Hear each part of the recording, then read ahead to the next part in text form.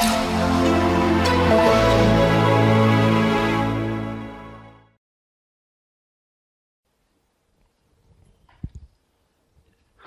विद्यार्थी मित्रांनो, स्वागत आहे तुमचं विजन आयएसच्या यूट्यूब मंचावरती. आज जो MPSC राज्यसेवेचा जो पेपर झालेला आहे त्या पेपरचा आपण आन्सर की डिस्कस करतोय. आत्ता मी जॉग्राफी आणि एन्व्हायरमेंट हा जो विषय आहे त्या विषयाचे उत्तरं तुम्हाला सांगेन. सो माझ्या हातामध्ये जो पेपर आहे तो चा पेपर आहे आपला. ABCD जे आपले संच असतात त्यापैकी C संच माझ्याकडे आहे. सो त्याच्यामध्ये 16 पासून आपले जॉग्राफी आणि एन्व्हायरमेंटचे प्रश्न सुरू होत आहेत. सो पहिला प्रश्न बघा, 16वा. According to 2011 census which union territory has the highest percentage of scheduled tribes. तर याचं उत्तर येतं लक्षद्वीप. लक्षद्वीपमध्ये जवळजवळ 95% शेड्युल्ड ट्राईब्सचं पर्सेंटेज आहे. त्यामुळे 16चं उत्तर येणार आहे आपलं 2, ऑप्शन नंबर 2. त्यानंतरचा जो प्रश्न आहे 2011च्या भारतीय जनगणनेनुसार राजस्थान राज्याचा साक्षरता दर सर्वात कमी ... इतका आहे. तर त्याचं उत्तर येतं आपलं ऑप्शन नंबर 3, 66.11%. आता यामध्ये सर्वात कमी हा शब्द त्यांनी वापरलाय.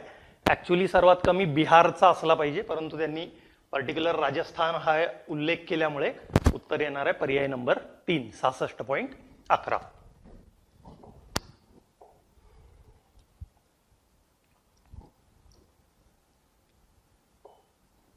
त्यानंतर 18वा प्रश्न आहे बघा. तो जो प्रश्न विचारलाय, which one of the following statement is false. चुकीचं स्टेटमेंट कोणतं आहे हे आपल्याला पाहायचं आहे. The northern tip of the mainland India is देवदार इन लडाख. हे करेक्ट आहे, ज्याला आपण इंदिरा कोल या नावाने सुद्धा ओळखतो.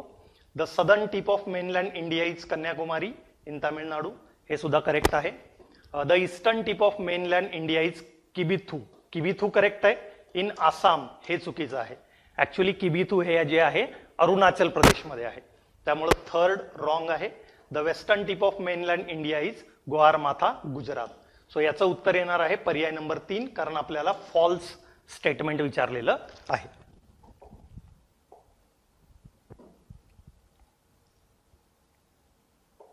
नेक्स्ट क्वेश्चन बघा. Which one of the following statement is not correct. पुन्हा नॉट करेक्ट विचारलेलं आहे. Tropical cyclones are formed in 30° latitude region north and south of the equator. हे स्टेटमेंट करेक्ट आहे. The diameter of the tropical cyclone can range from 300 to 1500 kilometre and even more. हे सुद्धा statement correct आहे. Tropical cyclones can have wind speed of 50 to 60 kilometre per hour and even more. हे सुद्धा statement correct आहे. Tropical cyclones flow clockwise in the northern hemisphere. हे statement wrong आहे.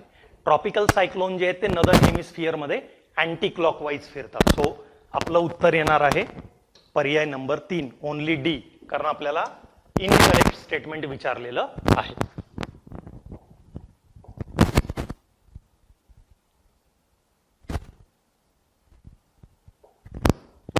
Tributaries बद्दल प्रश्न विचारलेला आहे आपल्याला.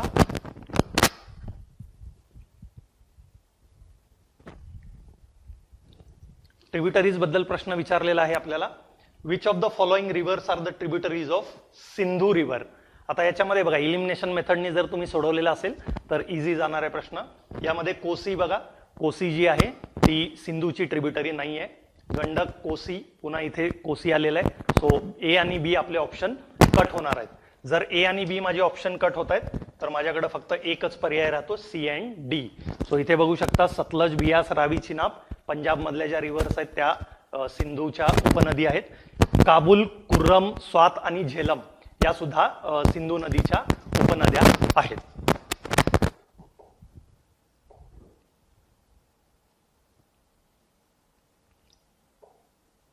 सेक्स रेशोवरती हा प्रश्न विचारलेला आहे. यामध्ये बघा आपल्याला जोड्या लावायच्या आहेत.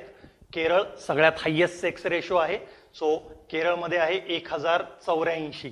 सो ए साठी आपल्याला 3 पाहिजे. ए साठी 3, ऑप्शन 1च आहे. सो त्यामुळे आपलं याचं उत्तर येणार आहे पर्याय नंबर 4. बाकीचे सुद्धा तुम्ही बघू शकता. पुद्दुचेरी जी आहे, पुद्दुचेरीमध्ये 1037 आहे. सो A3 आणि C2, A3, C2.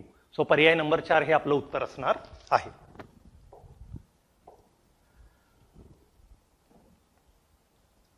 Next question आहे आपल्याला which of the following is the reason of storms किंवा ट्रॉपिकल सायक्लोन जे आहेत त्याच्यावरती प्रश्न आहे. In Arabian sea and bay of Bengal on the border of Indian peninsula storms create होण्याचं कारण काय आहे विचारलंय.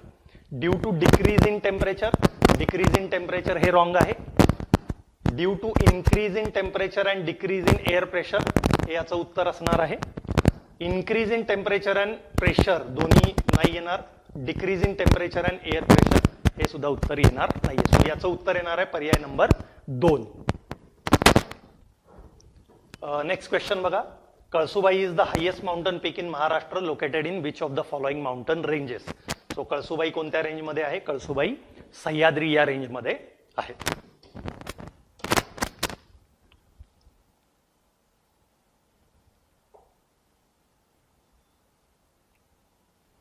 नेक्स्ट क्वेश्चन जो आहे आपल्याला तो ओशनिक ट्रेंचेस बद्दल विचारलेला आहे. जोड्या लावांमध्ये ओशन्स दिलेले आहेत आणि त्याच्या ट्रेंचेस आहेत. पॅसिफिक ओशन मरियाना ट्रेंच आहे सगळ्यात डीपेस्ट असणारी ट्रेंच. सो ए साठी 2 पाहिजे. ए साठी 2 3 आणि 4 मध्ये आहे. त्यानंतर अटलांटिक ओशन जो आहे त्या अटलांटिक ओशन मध्ये प्युर्टो रिको नावाची ट्रेंच आहे. बी साठी 4 पाहिजे आपल्याला. सो आपलं उत्तर येणार आहे पर्याय नंबर 3. जावा ट्रेन जी आहे ती इंडियन ओशन मध्ये आहे. सो सी साठी 1. सो याचं उत्तर येणार आहे आपलं पर्याय नंबर 3. ट्रॉपिक ऑफ कॅन्सर बद्दल हा प्रश्न विचारलेला आहे की भारतातल्या कोणकोणत्या राज्यांमधून ट्रॉपिक ऑफ कॅन्सर जातं. सो पुन्हा तुम्ही हे इलिमिनेशनच्या मेथडनी सुद्धा सॉल्व्ह करू शकता. यामध्ये बघा याचं ऍक्च्युली उत्तर जे आहे ते पर्याय नंबर 1च आहे. गुजरात महाराष्ट्र येणार नाहीये. पुन्हा इथे सुद्धा महाराष्ट्र आहे आणि बिहार या राज्यांमधून ट्रॉपिक ऑफ कॅन्सर जात नाही. सो त्यामुळे याचं उत्तर येणार आहे पर्याय नंबर 1.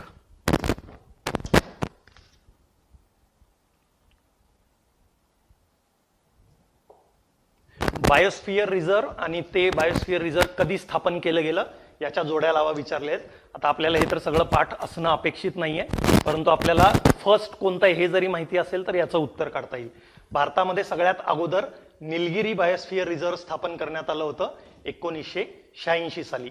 सो ए साठी मला 4 हा ऑप्शन पाहिजे. सो ए साठी 4 हा एकाच ठिकाणी आहे. पहिल्यांदा निलगिरी स्थापन झालं होतं आणि त्यानंतर सुंदरबन. सो सुंदरबन 1989. सो बी साठी 3 पाहिजे. सो उत्तर येणार आहे माझं पर्याय नंबर 2.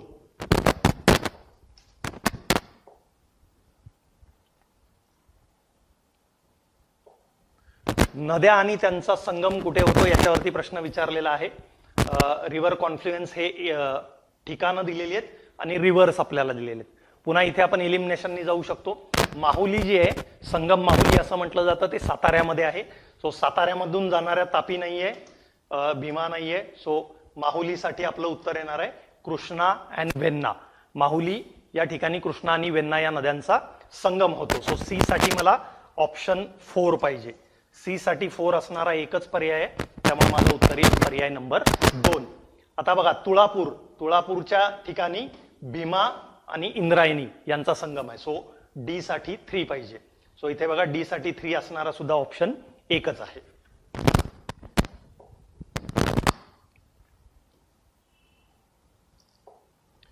त्यानंतर मान्सून वरती प्रश्न विचारलेला आहे. Dot dot monsoon winds blow in Maharashtra from June to September. म्हणजे हे रेग्युलर मान्सूनच्या विंड्स आहेत. सो जून टू सप्टेंबर कोणत्या विंड्स असतात? साऊथ वेस्ट मान्सूनच्या विंड आहेत. नैऋत्य मोसमी वारे.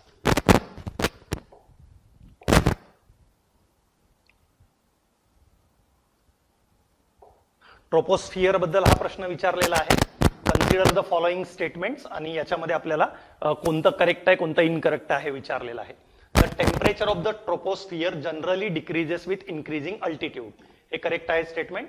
The troposphere is heated not by absorption of incoming short wave solar radiation but by transfer of heat from the earth surface. हे सुद्धा स्टेटमेंट करेक्ट आहे. सो ए आणि बी दोन्ही करेक्ट आहेत. फक्त त्याचं एक्सप्लेनेशन आहे की नाही हे आपल्याला पाहायचं आहे. So both the statements are correct आणि statement B explain statement A. का बरं डिक्रीज होतं ट्रोपोस्फियर मध्ये टेम्परेचर? तर हीट सोर्स जो आहे त्या हीट सोर्स पासून तुम्ही दूर चाललेले आहात. त्यामुळे याचं उत्तर येणार आहे पर्याय number 1. Both the statements are correct and second is correct explanation of the first.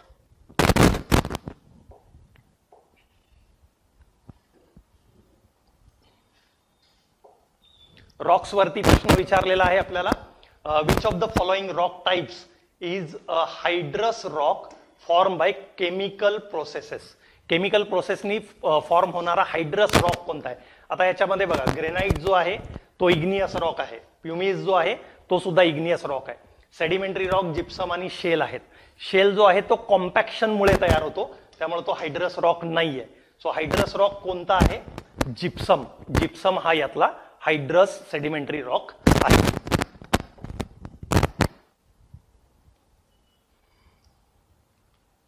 त्यानंतर एन्व्हायरमेंटचे क्वेश्चन स्टार्ट होत आहेत. इथे बघा, as per the hazardous waste management handling and transport movement rules 2008 ... ministry shall be the nodal ministry to deal with the transboundary movement of the hazardous waste. कोणत्या मिनिस्ट्रीच्या under या गोष्टी होतील? तर त्याचं उत्तर आहे ministry of environment and forest. Home affairs, external आणि कॉमर्सचा याच्यामध्ये काहीही संबंध येत नाही.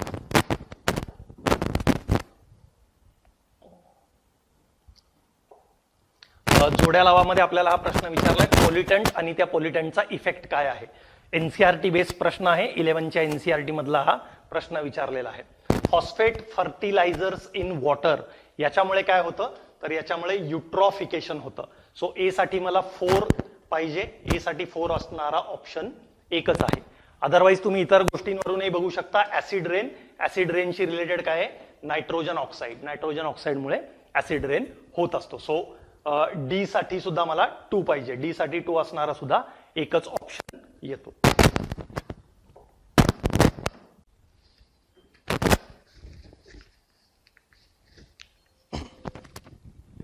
त्यानंतर एंडेंजर्ड स्पेसीज वरती प्रश्न आहे बघा.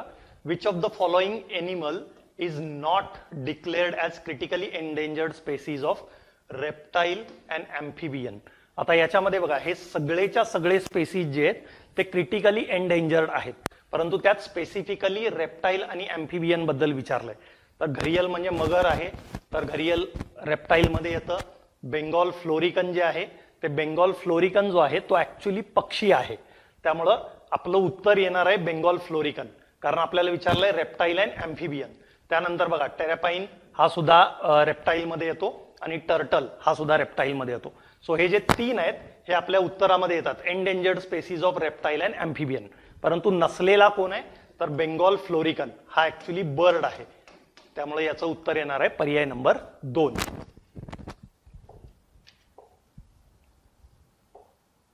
त्यानंतर पुढचा प्रश्न बघा. Which of the following acronyms has been used by biologist to describe the factors that threaten to biodiversity. बायोडायव्हर्सिटीला थ्रेटन करणारी जी गोष्ट आहे त्याला कोणतं ॲक्रोनिम वापरलेलं आहे? आता अदरवाईज आपल्याला हे माहित असण्याचा काही संबंध नाहीये, परंतु इलिमिनेशननी आपण हे वापरू शकतो. EIA म्हणजे एन्व्हायरमेंटल इम्पॅक्ट असेसमेंट, हे याचं उत्तर येणार नाही. IUCN आपल्या सगळ्यांना माहिती आहे. IUCN जे एंडेंजर वगैरे लिस्ट आहे, रेड डेटा किंवा रेड लिस्ट ते करत असतात, त्यामुळे हे उत्तर येणार नाही. EPA म्हणजे एन्व्हायरमेंट प्रोटेक्शन ऍक्ट, त्यामुळे हे सुद्धा उत्तर येणार नाही. ॲक्रोनिम जो आहे तो आहे हिप्पो. हा हिप्पो जो ॲक्रोनिम आहे तो हिप्पो ॲक्रोनिम ऍक्च्युली जे थ्रेटन बायोडायव्हर्सिटी आहे त्याच्यासाठी तो वापरला जातो. याच्यामध्ये बघा, habitat lost, invasive species, population, pollution आणि ओव्हर स्पेसीज असं त्याचं, ओव्हर पॉप्युलेशन असं त्याचं ॲक्रोनिम आहे.